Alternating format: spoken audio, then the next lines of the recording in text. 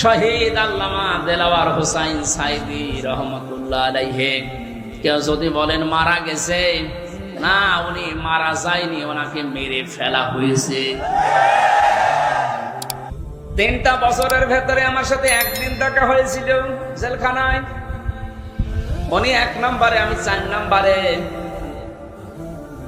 বহু কথা ওই 10 মিনিটের ভেতর আমাকে শুনিয়েছিল।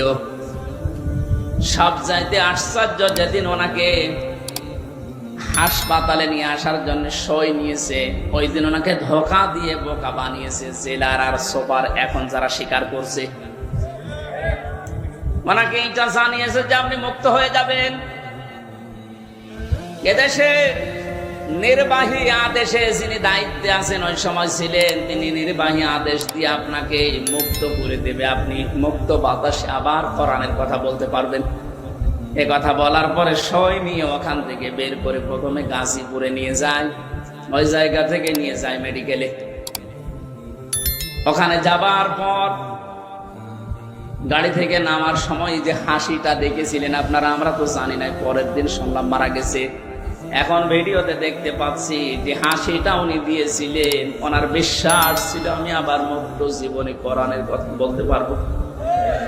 কিন্তু ষড়যন্ত্র করে ওপরের নির্দেশে, বিশেষ করে ডাক্তার নামে কলঙ্ক। আল্লাহর পরে মানুষ যদি কাউকে বিশ্বাস করে থাকে সেটার নাম ডাক্তার।